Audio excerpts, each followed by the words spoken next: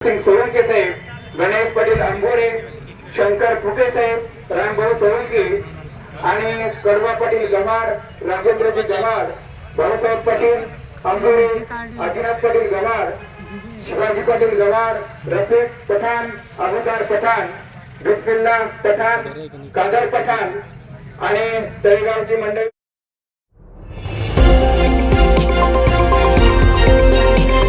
अगर आपने अभी तक हमारा चैनल सब्सक्राइब नहीं किया तो अभी सब्सक्राइब करें। अनिल पठाण, मुनीर पठाण, तसेच बिस्मिल्ला सरपंच, जावेद पठाण, अनिल पठाण, इम्रान पठाण, नवाब हजी साहब, फिरोज पठाण, मोहम्मद पठाण, सांगा पठाण, अली अहमद पठाण, फारूक पठाण, आसिफ कारभारी यापैकी कुणाचं नाव घ्यायचं राहिलं असेल तर मी आपल्या सर्वांची क्षमा या ठिकाणी मागतो। खऱ्या अर्थाने या ठिकाणी कायद्यांच्या विरोधामध्ये एक पठ्ठा जालना जिल्ह्याचा एक आवाज बुलंद करण्यासाठी आपल्याला डॉक्टर कल्याणराव काळे साहेबांना खासदार करायचं आहे। या ठिकाणी अवैध धंदे जे चालू आहेत ते बंद करण्यासाठी आपल्याला कल्याणराव काळे साहेबांना खासदार करायचे आहे। या ठिकाणी दवाखान्यांची असलेली परिस्थिती, रस्त्याची असलेली परिस्थिती ही जर बदलायची असेल त्यासाठी आपल्याला डॉक्टर कल्याणराव वजीनाथराव काळे साहेब यांना खासदार करायचं आहे। आणि फक्त खासदार करायचं नाही, बटन 1 नंबरला आहे म्हणून 1 लाखाच्या मताधिक्याने आपल्याला त्यांना खासदार करून दाखवायचं आहे। आणि तळेगाव सर्कलचा त्यामध्ये खारीचा नाही तर सिंहाचा वाटा असला पाहिजे हे या ठिकाणी मला तुम्हाला सर्वांना सांगायचं आहे। आमच्या हसनाबादची मंडळी या ठिकाणी उपस्थित आहेत। हसनाबाद मधून आम्हाला जास्तीत जास्त लीड डॉक्टर कल्याणराव काळे साहेबांच्या मतपेटीमध्ये टाकायचे आहे। तसा तुम्ही एक निर्धार करा, आम्हाला सुद्धा तळेगाव मधून कल्याणराव काळे साहेबांना भरघोस मतांनी विजयी करायचं आहे। म्हणून या ठिकाणी अरविंदजी भैया गांधींनी सांगितलं कोणत्याही समाजाला आरक्षण द्यायचं असेल आणि त्याला 50% जर मर्यादा येत असेल तर ती मर्यादा उठवून टाकण्यासाठी काँग्रेस पक्ष सक्षम करायचा आहे आणि ती उठवून टाकण्यात येणार आहे। त्यामुळे कोणाच्याही अफवांना बळी पडू नका। कोणी तुम्हाला काही सांगेल, कोणी काही आमिष दाखवेल, कृपया अशा गोष्टींपासून आपण सर्वांनी दूर राहा आणि ताईबाई अक्का विचार करा पक्का आणि पंजावरती मारा शिक्का। या ठिकाणी माझे वडील, माझे आधारस्तंभ श्री दामोअण्णा वानखेडे यांचं सुद्धा मी मनापासून स्वागत करतो। आणि मला अजून तुम्हाला या ठिकाणी सांगायचं आहे, आपल्याला सर्वप्रथम घराणे डॉक्टर कल्याणराव काळे साहेबांनी तुमच्यावरती सोपवलेली आहे।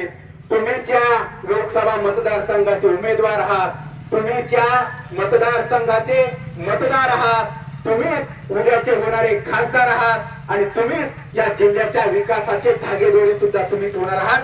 त्यामुळे मी जास्त या ठिकाणी बोलत नाही, त्यामुळे फक्त एक नारा आपल्याला जोरात द्यायचा आहे, डॉक्टर कल्याणराव काळे साहेबांचा डॉक्टर कल्याणराव काळे साहेब तुम आगे बढ़ो, हम तुम्हारे साथ हैं। यानंतर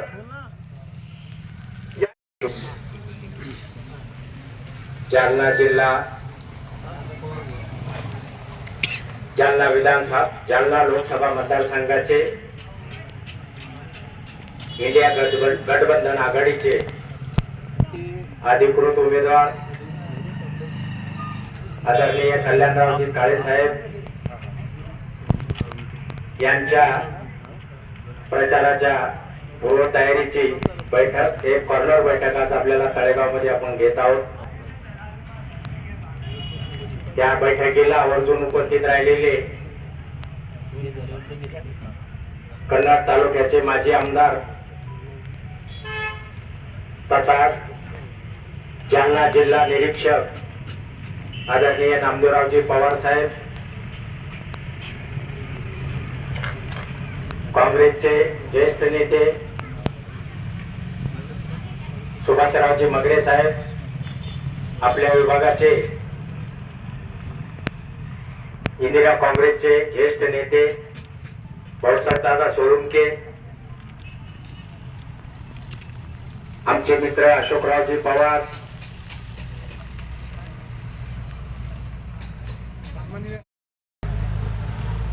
सन्माननीय व्यासपीठ, समोर बसलेले राष्ट्रवादी काँग्रेस आणि शिवसेना महाविकास आघाडीचे सर्व भरपूर व्यासपीठ पडलेले आहे।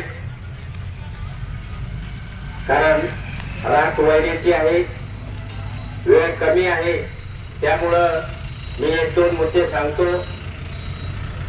खरं म्हणजे आपण स्वतः सर्वांनी कल्याण काळे हे प्रत्येक ठिकाणी फिरू शकत नाही, कारण आपण स्वतः सर्व कल्याण काळे समजून आपापले काम आपापला प्रचार केला पाहिजे. कार्यकर्त्यांना प्रोत्साहित केलं पाहिजे. आणि आज जे सभेचं लीड दिली, पण डॉक्टर साहेबांचा स्वतःचा मतदारसंघ फुलंब्री हा 13,618 मायनस झाला होता. आज तो मतदारसंघ आपल्या पुढे जाणार आहे, कारण आपल्याला प्रत्येक गावातले कार्यकर्ते, प्रमुख कार्यकर्ते यांना सोबत घेऊन आणि कुठेही कार्यक्रमाला उपस्थित राहावं. आणि आपल्या येत्या 13 तारखेला डॉक्टर कल्याणराव वैजनाथरावजी काळे साहेब यांचं पंजा निशाणीवर बटन दाबून यांना भरघोस मताधिक्याने निवडून द्यावं हीच इच्छा व्यक्त करतो. आणि संयोजकांनी या ठिकाणी मला बोलण्याची संधी दिली त्याबद्दल मी संयोजकाचे आभार मानतो आणि इथं थांबतो. मी घोषणा देतो, माझ्या पाठीमागे घोषणा द्या. कल्याण काळे साहब तुम आगे बढ़ो, हम तुम्हारे साथ हैं। कल्याण काळे साहब तुम आगे बढ़ो, हम तुम्हारे साथ हैं। धन्यवाद.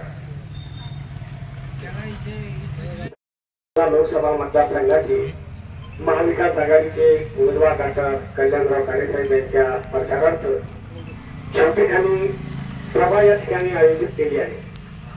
या कार्यक्रमाला उपस्थित असलेले ज्यांना जालना जिल्ह्याची जबाबदारी दिली आणि निश्चितपणे ते यशस्वीरित्या पार पाडू शकते याच्यात कोणत्याही प्रकारची शंका नाही, असे आमचे मार्गदर्शक आदरणीय माजी आमदार डॉक्टर कल्याणराव काळे साहेब, आमचे भाऊसाहेबजी सोळंके साहेब, त्यानंतर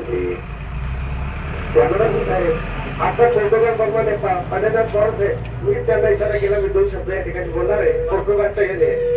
आणि तसेच त्यांच्या नावामध्ये आमचे काजी सलीम साहेब, आपण पाहिलं असेल त्या औरंगाबाद जिल्ह्यामध्ये सुद्धा काजी साहेब आमदार खासदार होऊन गेले आणि आज ते आजार असल्यामुळे मला निश्चितच येते कल्याणकडे सुद्धा खासदार राहिल्या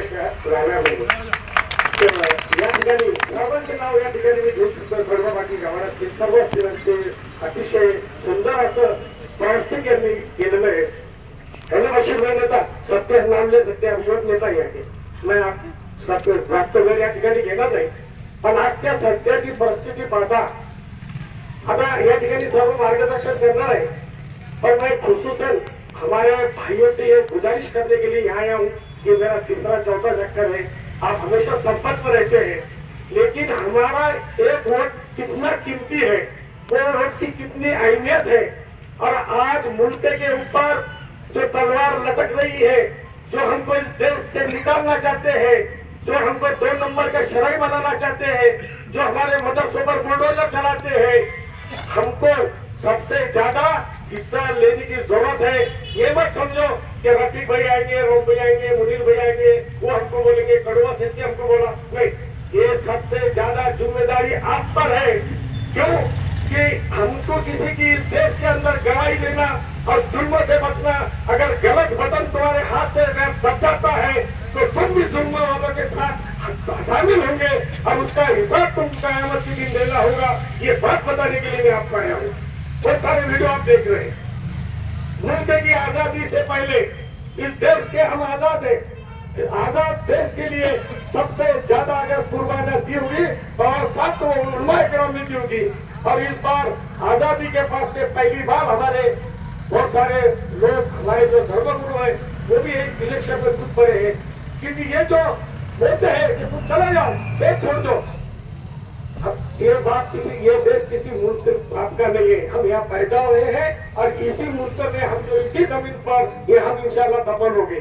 ये अजाइज हम करे, डरने वाला कोई नहीं था. वो मैं एक साथी से डिस्कस कर रहा था पीछे के हफ्ते में, पवन साहब सौरभ के दादा, एक तो मैं बोला भाई आप ऐसा है उसका आपने बहुत करे, आप बहुत जुल्म हो रहा, ऐसा करो. अच्छा समझदार आदमी में नाम नहीं लेना चाहता, तो वो क्या करे, नहीं यार वो हमारा जरा सारा बूथ जो है ना वो जरा ओपन हो जाता. काजी साहब, अरे मैंने बोला ओपन हो जाना, वो आदमी आप आरक्षण चुन के, तो तुमको डरने का क्या काम है उससे? वो आदमी जब तुमके लिए आवा तो क्या डर लगा तुम और तुम अल्लाह पे तवक्कुल करो इंशाल्लाह तुम गुस्सा मिलेगा। मैं मेरा ज्यादा वक्त नहीं लेता लेकिन एक गुजारिश आपसे करता हूँ आपके जो भी मेहमान जो भी रिश्तेदार बाहर होंगे तुम खुद कल्याण करें ये समझकर एक एक वोट आप 100% करो चाहे धूप हो या आग हो या हम किसी का इंतजार न करेंगे बशीर भाई। अब ये काजी साहब अपने को क्या बोल रहे हम तुमको एनआरसी के अंदर इससे वो वोट मिले और अब सब सोशल मीडिया का जमाना है लेकिन हम इनसे बात करी कि जब वक्त पड़ा गुलिस्तान पे तो खून हमने दिया आप बाहर आई तो कहते हैं कि तुम्हारा काम नहीं। आप हम आपको बता देंगे कि तुम्हारा इस देश पे आपको राज नहीं। खुदा हाफिज, जय हिंद, जय भारत। आमचे नेते डॉक्टर कल्याणराव काळे साहेब यांच्या प्रचारार्थ आपण या ठिकाणी अगदी थोड्या वेळामध्ये एक कॉर्नर बैठकीचं आयोजन केलेलं आहे आणि या बैठकीला ज्याला आपण हाडाचे कार्यकर्ते म्हणतो अशा प्रकारचे उपस्थितांचे प्रथमतः मी या ठिकाणी आभार मानतो। मित्रांनो आत्ताच एक सूचना आली सन्माननीय व्यासपीठ म्हणा पण पोळ्याचा सण वर्षाला एकदाच येत असतो आणि त्या सणाच्या निमित्तानं आपण त्या प्राण्याचे व्यवस्थितपणे त्या दिवशी का होत नाही पुरणपोळी अगदी व्यवस्थितपणे मान सन्मान करून पूजा करतो आणि अशा प्रकारचं कार्यकर्त्याचं आज जे जे हाडाचे कार्यकर्ते आहे त्यांचं नाव घेणं माझ्या दृष्टिकोनातून योग्य आहे आणि म्हणून आज या कार्यक्रमाचं ज्यांनी नियोजन केलं जे संयोजक आहे त्यांना खरं म्हणलं तुम्ही प्रथमतः धन्यवाद देतो। अतिशय कार्यक्रम घ्यावा का नाही घ्यावा या मनस्थितीमध्ये जवळपास 2-3 दिवस त्यांची मनाची घालमेल झाली आणि शेवटच्या टप्प्यामध्ये ईश्वराने त्यांनी ठामपणे आजचा कार्यक्रम तुम्ही घेतलाच पाहिजे अशा प्रकारची बुद्धी दिली आणि त्या बुद्धीला प्रेरित होऊन त्यांनी हा कार्यक्रम या ठिकाणी आयोजित केला आणि म्हणून त्या संयोजकाचं पठाण यांना परत एकदा मी धन्यवाद देतो। त्याचप्रमाणे या गावचे धडाडीचे शिवसेनेचे कार्यकर्ते राजेभाऊ फडके चव्हाण यांना सुद्धा मी धन्यवाद देतो आणि त्यांच्या सर्व टीमनी अतिशय तळमळीने या कार्यक्रमाची सुरुवातही केली आणि शेवटही होणार आहे। या ठिकाणी या कार्यक्रमाला मुख्य प्रमुख पाहुणे त्यांचं मार्गदर्शन आपण ऐकण्यासाठी आतुर झालेले आहे असे आमचे जिल्ह्याचे नेते राज्याचे नेते माननीय माजी आमदार नामदेवजी पवार साहेब त्याचप्रमाणे बदनापूर तालुका काँग्रेसचे अध्यक्ष सुभाषराव मगरे साहेब त्याचप्रमाणे राष्ट्रवादी काँग्रेसचे युवा नेते अशोक पवार साहेब त्याचप्रमाणे या विभागाचे दोन वेळेस धडपड करून थोड्याशा मताने आलेले पंढरनाथ पवार साहेब त्याचप्रमाणे आम आदमीचे नेते आमचे मित्र दामोदर वानखेडे त्याचप्रमाणे शिवसेना प्रमुख रामसिंग साळुंकेचा गजानन वनाडचे आणि आपल्याला आम्हाला खरी शोभा जर आणली असत तर आमचे पाटुरीचे मेटे साहेब आणि त्यांचे सहकारी मित्र हे तळेगाव आणि तळेगाव परिसर मित्र तळेगाव आणि तळेगाव परिसर खरं म्हटलं तर या गावाला खूप मोठी पार्श्वभूमी आहे साहेब. याच गावाचे ज्येष्ठ स्वातंत्र्य सैनिक रामभाऊ फडके यांनी अनेक दिवस आमच्या विभागाचं प्रामाणिकपणे नेतृत्व केलं आणि या गावाला खरं म्हटलं तर एक वेगळं नाव प्राप्त करून दिलं होतं. परंतु दुर्दैवानं नेमकी कुणाची दष्ट लागली हे या ठिकाणी सांगता येणार नाही. आणि 20 वर्षापासून आज जिल्ह्याचे जे नेतृत्व आहे, तालुक्याचं जे नेतृत्व आहे, हे या गावचं अनेक वेळेस दिशाभूल करतं आणि या गावचं भरभरून मतं घेतं. त्या मताच्या मोबदल्यात खरं म्हटलं तर कुठल्याही प्रकारचा विकासाच्या बाबतीत, सर्वांगीण विकासाच्या बाबतीत, लोकसंख्येच्या मानाला, मतदानाच्या मानाला या गावाला या राज्यकर्त्यांनी कधीच काही दिलं नाही. आणि म्हणून समोर एक खंत व्यक्त केली. गेली 20 वर्षावरची साहेब, 20 वर्षापूर्वी रात्रीची 12:30 वाजता वाडीला मंत्री त्यांनी सुद्धा स्पष्टपणे आश्वासन त्यावेळेस दिलं होतं, या गावचं छोटंसं सार्वजनिक काम, विशेषतः पिण्याच्या पाण्याची आजूबाजूच्या सर्व खेड्याची व्यवस्था सुद्धा त्या तळ्यातून होऊ शकली असती. पण दुर्दैवानं एक सार्वजनिक काम तळ्याचं अतिशय महत्वाचं पिंपळगाव सुतारला धरण आहे आणि त्या धरणावरून वॉटर सप्लायची फार मोठी 1.5 कोटीची स्कीम या गावासाठी, मला असं वाटतं या गावासाठी पिण्याच्या पाण्यासाठी आणली का काही ठराविक लोकांना नफा कमवण्यासाठी आणली, अशा प्रकारचा विषय माझ्यासारख्या कार्यकर्त्याला पडतो. आजही सुद्धा 1.5 कोटी रुपये खर्चून या गावाला एक खंडभर पाणी त्या नळ योजनेमधून अजून उपलब्ध झालेले नाही. ही सुद्धा या गावाची खूप मोठी खंत आहे.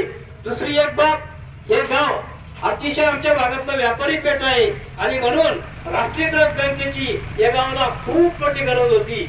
आजही सुद्धा आहे. आजही सुद्धा कोट्यावधी रुपयाची उलाढालाची या व्यापारी पेठेच्या माध्यमातून या गावची होती आहे. परंतु राष्ट्रीयकृत बँक नसल्यामुळं अतिशय बऱ्याच प्रकारचे शासकीय जे लाभ आहे या गावाला. त्याचप्रमाणे या गावामध्ये मुस्लिम समाजाची कमिटी खूप मोठ्या संख्येने आहे. विशेष म्हणजे इथले मुस्लिम समाज अतिशय प्रामाणिक आहे. माझं स्वतःच एक उदाहरण, माझं वैयक्तिक उदाहरण या ठिकाणी देऊ इच्छितो. मी जवळपास 20 वर्षापासून 70,000 रुपयाचे एक लाकडं विकले होते. मी 70,000 रुपयाचे लाकडं. दुर्दैवाने काय झालं, पावसाळा जवळ आला आणि पावसाळा जवळ आल्यामुळं ते लाकडं तुटू शकत नव्हते. इथले व्यापारी मला म्हटले की दादा, लाकडं आता तुटू शकत नाही, तुम्हाला समजा काही उचल लागत असेल तर मी देऊ शकतो, पण तुम्ही थोडस थांबा. आता मला असं वाटलं एवढं मोठं उचल कशी देतील, मी सहज म्हणून घेतलो. तेव्हा मला 50,000 रुपये तुम्ही द्या, ते म्हणजे 60,000 देतो. 10,000 शिल्लक दिले आणि ते लाकडं 1 वर्षानंतर मी सुद्धा व्यवस्थितपणे राखले त्या लाकडं. म्हणून इथले प्रामाणिक व्यापारी, समाजाला जरी मुस्लिम असले, व्यवहारामध्ये व्यावहारिक कौशल्य असलेले व्यापारी, इथले वीटभट्टी, मला असं वाटतं आमच्या जिल्ह्यातच नव्हे 2 जिल्ह्यामध्ये वीटभट्टीचा व्यापार व्यवस्थितपणे कुठतरी काहीतरी अगदी ज्या क्वालिटीची वीट देऊ त्या क्वालिटीचाही सुद्धा माल पाठीमागे सुद्धा पाठीला, पार्सल करूनही पाठीला, तरी सुद्धा त्याच क्वालिटीचा असतो. याच्यासाठी सुद्धा हे गाव खूप मोठं प्रसिद्ध आहे. आणि म्हणून या गावाला कधी कधी शेवटी काहीही झालं तर पोट भरण्यासाठी छोटा मोठा उद्योग करावा लागतो. उद्योग करायचा म्हटल्यानंतर बऱ्याच काही कायद्याच्या बाबी बाजूला ठेवाव्या लागत्या आणि कायद्याच्या बाजूला जर ठेवल्या नाही तर त्याच्यामध्ये जो 2-5% नफा असतो तो मिळत नसतो. आणि म्हणून अशा वेळेस त्या अडचणीत जर आले तर अशा वेळेस या गावाला पुढे पोलीस स्टेशन म्हणा किंवा SP ऑफिस म्हणा अशा ठिकाणी आश्रयाची खूप गरज आहे. आणि म्हणून मी आपल्याला विनंती करतो, बाकीची ज्या बाबी आहेत त्या तुम्ही सुद्धा या सरपंच आहे, विशेष म्हणजे पवार साहेब आपल्याच पुण्यभूमीचे आहे, देऊळगाव जवळचा आहे आणि म्हणून जवळचा माणूस एक कुठतरी आपल्याला आश्रय जाते म्हणून असावे. याच्यासाठी मला आणखी नेत्याचे फोन आले, तुमच्या भागात काही कार्यक्रम घ्यायचा जर असेल तर आम्ही येतो. परंतु मी साहेबांचा मुद्दाम याच्यासाठी कार्यक्रम घेतला. पुढं अडी अडचणी जर काही आलं तर अशा वेळेस आमच्या भागाच्या पाठीशी, तळेगावच्या पाठीशी तुम्ही खंबीरपणे उभे राहिले पाहिजे, ही एकदा तुम्हाला नम्रपणाने विनंती करतो. त्याचप्रमाणे या गावातले माझी तालुका माझे तंटमुक्ती अध्यक्ष तरुणा शेठ यांचंही सुद्धा फार मोठं योगदान आम्हाला सहकार्य करण्यासाठी पालखीला मोठं करण्यासाठी असतं. हे जवळच पिंपरी सुद्धा हळाचे कार्यकर्ते आपल्या सोबत आहे. जवळच वाडी आहे, वाडीचे सुद्धा हळाचे कार्यकर्ते सोबत आहे. आपलं पिंपळगाव कोलते सुद्धा या ठिकाणी अनेक कार्यकर्ते उपस्थित आहे. मी परत एकदा तुम्हाला सर्वांना इथं उपस्थित आल्याबद्दल तुमचे एकदा आभार मानतो आणि इथंच थांबतो. मतदार आहे आणि आपल्याला कल्याणराव गोजीनाथराव काळे साहेब हे जरी बी आपल्यापर्यंत पोहोचले नसल, जर आपल्या सर्व मतदार बंधू आणि बहिणींना डॉक्टर कल्याणराव काळे साहेबाला 13 तारखेला मतदान करायचं आणि जर लोकशाही संपुष्टात आली नाही पाहिजे हा हेतू आपण फक्त बाळगायचा. यांचे भाजपवाल्याचे करारनामे तुमच्या लक्षातच आले असते. केजरीवाल साहेबांना सुद्धा दिल्लीमध्ये सरकार आहे, पंजाबमध्ये सरकार आहे, तर तिथं जनतेला सेवा चांगली दिल्या जाते. शिक्षण फ्री, पाणी फ्री, वीज फ्री आणि सर्व काही व्यवस्थित असताना त्यांच्यावर खोटे नाटे आरोप करून त्यांना जेलमध्ये टाकल्या जातं इलेक्शनाच्या तोंडावर. तर माझा परिचय, मी जनार्दन बागाजी पाटील सोळंके, आम आदमी पार्टी तालुका अध्यक्ष आहे आणि आपली जबाबदारी समजून हे आपल्याला सर्वांना कल्याणराव काळे साहेबाला निवडून आणायचं आहे ही विनंती करतो. आणि व्यासपीठाचं या अगोदर नावं माहीत नसल्यामुळं सन्माननीय व्यासपीठ यांचे देखील आभार मानतो आणि मला 2 शब्द बोलण्याची संधी दिली. धन्यवाद. शाहू फुले आंबेडकर यांना विनम्र अभिवादन करून व्यासपीठावर उपस्थित असलेले माझे मोठे बंधू कन्नड तालुक्याचे माजी आमदार नामदेवराव पवार साहेब, काँग्रेस पार्टीचे तालुका अध्यक्ष सुभाषजी मगरे, भाऊसाहेब दादा सोळंके, खासदार शेख पंढरनाथ पाटील पवार, गजानन पाटील वनारसे, रामसिंग भाऊ, सलीम काझी साहेब, सुदाम वनारसे, मेटे साहेब, कडबाशेठ गावार, दामवांना, उपस्थित असलेले सर्वच आमचे जवळचे पक्षाचे मित्रमंडळी आणि कार्यकर्ते. जास्त वेळ तुम्ही घेणार नाही कारण की मोठे बंधू बोलणार असल्यामुळं मी शॉर्टकट मध्येच घेतो. आम्ही हसनाबादची एक सभा आयोजित केली होती 3-4 दिवसापूर्वी. त्या सभेमध्ये इतिहासामध्ये हसनाबाद मध्ये अशी सभा झाली नसेल, रामसिंग अशी सभा आम्ही आयोजित केली. सर्वांनी सहकार्य केलं आणि रेकॉर्ड ब्रेक ती सभा झाली. मगरे नियोजन केलं होतं आम्ही 4-5 दिवसापासून. आम्ही सर्वच झटत होतो. शिवसेनेचे असतील, काँग्रेसचे असतील, राष्ट्रवादीचे असतील, आम आदमी पार्टीचे असतील, रिपाईचे असतील, सर्वांनी ती झटून ती सभा एकदम यशस्वी केली. आणि ती सभा यशस्वी झाल्यानंतर केंद्रीय मंत्र्याचे इंडिकेटर लागले. आपल्या होम सर्कल मध्ये जर एवढी सभा होत असेल तर आपलं कुठेतरी चुकतंय, आपले कार्यकर्ते कुठेतरी कमी पडताय अशी एक त्यांना जाणीव झाली. आणि त्यांनी फिल्डिंग टाईट करण्याची पोझिशन मध्ये ते काल परवा आले.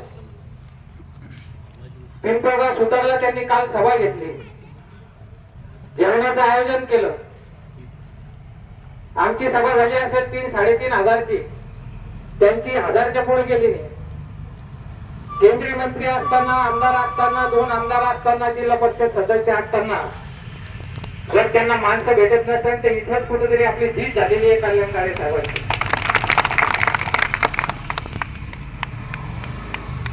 आणि मला इथं कोणीतरी सांगितलं की इथं फार मोठा दबाव आहे भाऊसाहेबराव, कसला दबाव आहे? अरे आम्ही त्याच्या सर्कल मध्ये असून त्याला घाबरत नाही, तुम्ही कशाला घाबरता? आम्ही त्याच्या शिवाला शिव झाला तो 3 किलोमीटर वर राहतो आम्ही, त्याला घाबरत नाही आम्ही. तुम्ही काय घाबरता? कशासाठी घाबरता? केंद्रात मोदी आहे, खाली केंद्रीय मंत्री आहे म्हणून घाबरता का? बिलकुल घाबरायचं काम नाही.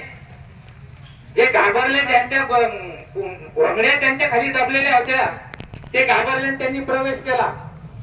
माधवराव हिवाळे असतील, त्यांचे 17 गुन्हे होते, त्यांच्या मुंडक्यावर पाय देऊन त्यांना प्रवेश करायला लावला. ही हुकुमशाही झाली.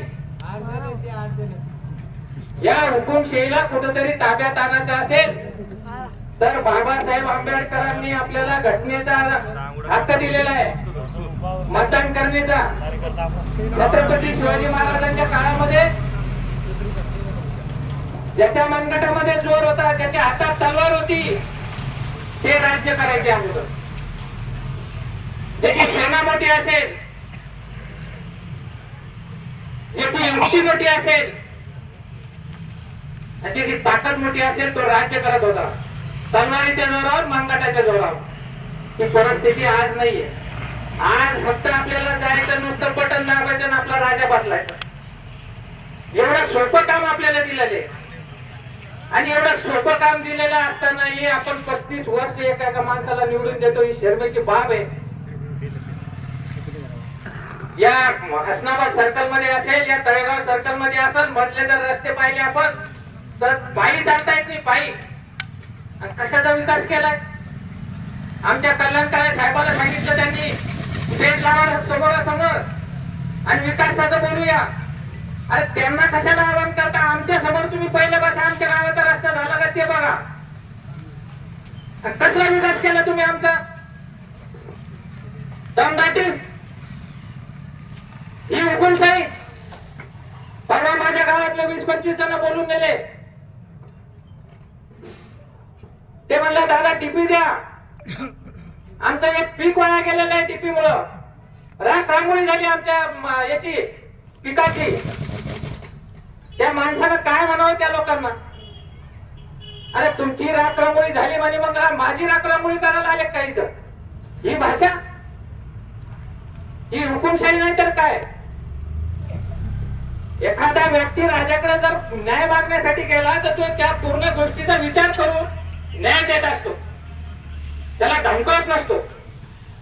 अशी जर हुकुमशाही परत जर आली ना, यावेळेस 2029 ला तुमच्या मताची पण गरज पडणार नाही, निवडणुका होणार नाही.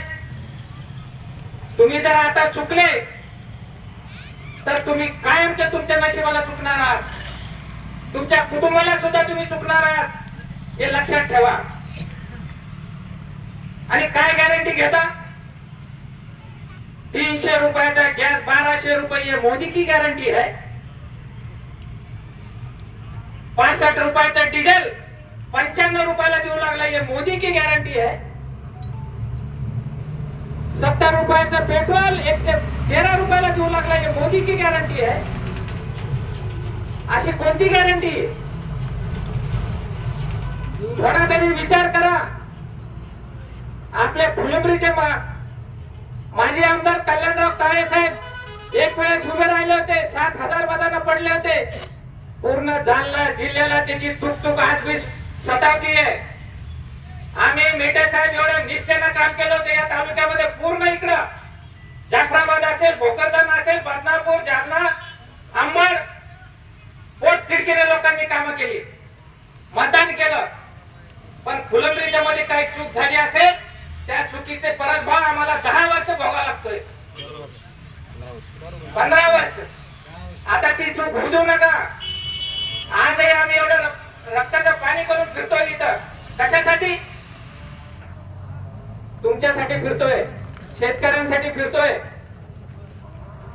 एका तळ्याला जर 3-3 वेळेस आश्वासन देत असेल तर तुम्ही त्या माणसाला खबरावर पाडलं पाहिजे की एकदा आश्वासन दिलं बस झालं, दुसऱ्यांना दिलं बस झालं, तिसऱ्यांना बी दिलं बस झालं, अजून बी द्यायला येत असेल त्या तळ्याच्या आश्वासन, तरी मतदान करतोच आपण. हे कुठेतरी थांबलं पाहिजे, हे कुठेतरी थांबलं पाहिजे.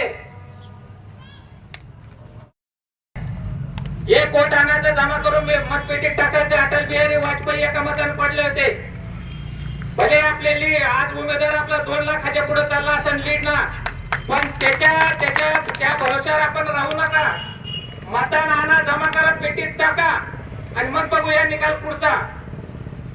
आणि मराठा आरक्षणाच्या बाबतीतही सांगतो तुम्हाला, काय म्हणलं होते रावसाहेब दानवे, मनोज दादा जरांगेच्या वाक्यामधून तुतारीचा वास येतोय म्हणे. तुतारीचा मनोज दादाने कधी पक्ष घेतला, कोणाला पाठिंबा दिला नाही दिला. आणि ह्या मराठा आरक्षणातून मनोज दादाच्या तोंडातून जर तुतारीचा वास येतो म्हणले म्हणजे ते राष्ट्रवादी पक्षाचे आहे का मनोज दादा? कदापि नाही. आणि यांच्या विरोधामध्ये आंदोलन चाललंय. भारतीय जनता पार्टीच्या आणि या शिंदे सेनेच्या विरोधामध्ये आंदोलन चाललंय. मनोज दादांना सांगितलं की ज्यांनी आपल्याला शब्द दिला त्या शब्दाला जे जागले नाहीत, ज्यांनी आपल्याला फसवलं त्यांच्या विरोधामध्ये मतदान करा. मराठा समाजाला त्यांनी सांगितलेलं आहे. हे मराठा समाजाने जाणून घेतलं पाहिजे. आणि आज जर तुम्ही जागले नाही मराठा समाज तर आपल्याला उमरेच्या बाहेर बसावं लागणार आहे. मग या फडणवीसच्या दारामध्ये जावं लागेल. आम्हाला चोखंड वाढता का, अर्धी पोळी देता का, चटणी देता, अशी परिस्थिती निर्माण होणार आहे नंतर. हा हिसका जर आता दाखवला नाही ना तर आपल्याला आरक्षणही भेटणार नाही. त्यासाठी तुम्हाला मराठा आरक्षणाच्या मुलांनाही सांगतो मी की वेळ शेवटची आहे. भले विधानसभा पुढे असेल पण इथे जर चुणूक दाखवली तर विधानसभेमध्ये आपल्याला पूर्ण न्याय मिळू शकतो. त्यासाठी सर्वांना विनंती करतो की 13 तारखेला आपले नातेवाईक असतील, आपले मित्र असतील, बाहेर गावी असतील, काय असेल नसेल त्यांना बोलवा. त्यांचा पेट्रोलचा खर्च वाटलं तर त्यांना सांगा, नाही तर आपल्याकडून करा. पण एक मतदान एक किमती असणार आहे आणि ते मतपेटीमध्ये जमा करावं लागणार आहे. सर्वांना विनंती आहे की 13 तारखेला भरभरून मतदान करून घ्या. 4 तारखेची वाट पहा.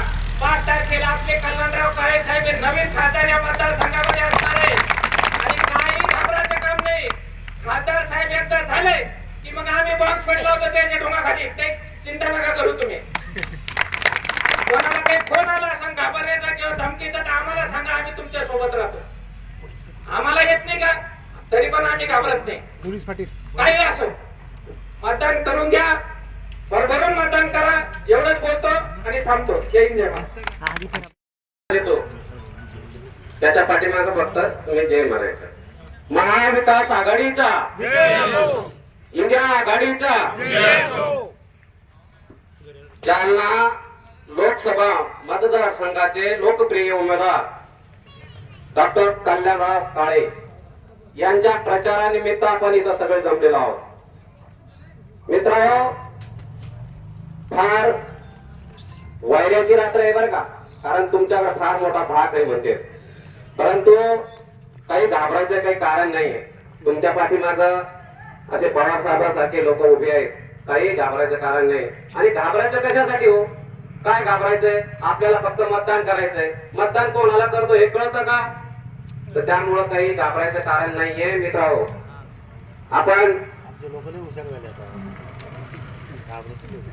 आपण बघा, या 2014ला आपल्या पंतप्रधानांनी आपल्याला खोटं म्हणून मतदान घेतलेले. आपलं काय सांगितलं होतं आपल्याला 2014ला की मी शेतकऱ्याचं मालाचा भाव दुप्पट करील,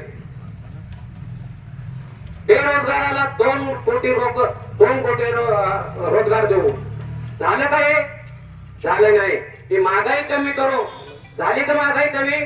आज पण आपला तरुण मित्र पेट्रोल पंपवर जातो आणि 100 रुपयाची नोट काढतो आणि त्या पेट्रोल वाल्याला सांगतो की पेट्रोल टाक. 100 रुपयाचे 1 लिटर पेट्रोल येत नाही सकाळ. 2014ला 2 लिटर पेट्रोल यायचं. तोच म्हणतो मी काय चुकी केली. तर मित्रा, याच्या पुढे अशी चुकी करू नको. या मोदी सरकारने आपल्याला आजपर्यंत सुद्धा 2014ला सांगितलं की मला 90 दिवस द्या, मी बाहेर देशाचं काळं धन आणून तुमच्या खात्यामध्ये 15-15 लाख रुपये टाकले. टाकले का? आतापर्यंत आले का कोणाच्या खात्यावर पैसे? अरे हेच सांगतायत मी 6,000 रुपये देतो शेतकऱ्याला. अरे शेतकऱ्याचे पैसे तुझ्याकडे बाकी आहे. मला सांगा, प्रत्येक शेतकरी आपल्याकडे जो आहे 1 लाखाचं तरी खत घेत असेल वर्षाला. साधारण शेतकरी किती टक्के जीएसटी जातो आपला? 15-18%. आमचेच पैसे 12,000 तुझ्याकडे आहेत बाकी. मित्रांनो, मागावर पण फार बोलण्यासारखं आहे. आणि जीडीपी, भारताचा जीडीपी वाढला म्हणतो. जीडीपी वाढला कशामुळे होतो? जीडीपीचा अर्थ काय होतो त्या पंतप्रधानाला सुद्धा माहित नाही. मी स्वतः सीए 30 वर्ष झाली मी प्रॅक्टिस करतो औरंगाबादला. जीडीपीचा अर्थ भारताचा रुपया दिवसांदिवस कमी होत चाललेला आहे. 86 रुपये भारताच्या रुपयाची किंमत झालेली आहे. आणि कशामुळे आपला जीडीपी वाढतो? जीडीपी वगैरे काही वाढलेला नाही मित्रांनो. जीडीपी मायनस मध्ये येत. आपला 2014 ला जो जीडीपी होता त्याच्यापेक्षा कितीतरी पटीने खाली गेलेला जीडीपी आहे. आणि या आतापर्यंत आपल्याला सीबीआय, ईडी, इन्कम टॅक्स असं काही माहिती होतं का हो? कधीतरी ऐकलं होतं का तुम्ही? परंतु आज आपल्याला पेपर उघडला, आपण समजा रात्रीचा झोपलो, पेपर उघडला तर कोणाला तरी अटक होईल का? कोणीतरी गेलेलं आहे का? कोणत्या आमदाराला कोणीतरी हे केलंय का? कोणावर काय अटक होती का? कुठला मुख्यमंत्री जेलमध्ये जातोय का? हे आपल्याला पेपर उघडल्यावर धास्ती बसते. मित्रांनो, आपल्याला भारतीय संविधानामध्ये हक्क दिलेले आहेत. ते हक्क जर आपण वाचले पाहिजे. आणि प्रत्येक दिवशी आपण पेपर हा वाचलाच पाहिजे. पेपर मध्ये चांगलं असतं, खोटं पण असतं. आपल्याला काय घ्यायचं असतं ना, ते आपल्या मनावर आहे. इथं आपले राहुल गांधीने 2 पदयात्रा काढलेल्या आहेत. आणि दोन्ही पदयात्रेमध्ये लोकांचे मन जाणून घेतले. त्याने काय जाणून घेतलं? की गोरगरिबाला काय हवंय ते शोधलं. शेतकऱ्याला काय हवंय ते शोधलं. कुठं भजे तळवतोय, कुठं म्हणजे सभा करायला जात आहेत. म्हणजे तिथून त्यांनी एक काढलं की आपल्या गोरगरिबासाठी आपण काय केलं पाहिजे. मित्रांनो, आपण आमचा जाहीरनामा वाचा. जाहीरनाम्यामध्ये बेरोजगारासाठी जर काँग्रेसचं सरकार आलं आणि राहुल गांधी जर पंतप्रधान झाले तर प्रत्येक सुशिक्षित रोजगाराला 8,500 रुपये महिना आम्ही देणार आहोत. तसेच जर आमचे राहुल गांधी पंतप्रधान झाले तर महिलांसाठी सुद्धा 1 लाख रुपये महालक्ष्मी योजना म्हणून आम्ही जाहीर केलेली आहे. मित्रांनो, बोलण्यासारखं या भाजपच्या विरोधात भरपूर काही आहे. वेळ फार झालेला आहे. आपल्याला सविस्तर मार्गदर्शन आपले माननीय माजी आमदार नामदेव पवार साहेब, जालना जिल्ह्याचे निरीक्षक हे करणार आहेत. त्यामुळे मी आपला जास्त वेळ न घेता इथं थांबतो. जय हिंद, जय भारत. परंतु आपलं बटन मशीन 2 आहेत बरं का. इथं पण घोटाळा झालेला आहे. मशीन 2 आहेत. आपला खासदार फार चलाकी माणूस आहे. त्याला काय वाटलं की कल्याण काळेचं 1 नंबरवर नाव येते का? तर त्याने काय केलं, 27 लोक उभे केले. 27 लोक उभे केल्यामुळे काय झालं, 2 मशीन आल्या. आपलं पहिल्या मशीन मध्ये पहिल्या नंबरवर पंजाचं बटन आहे. आणि पंजा या निशाण्यावर तुम्ही भरघोस मतदान करा. तसा या आपला माणूस, आपला उमेदवार 2 ते 2.5 लाखांना उमेदवार निवडून येणार आहे. त्यामध्ये तळेगावची घर असू द्या. एवढंच बोलतो, इथं थांबतो. जय हिंद, जय भारत.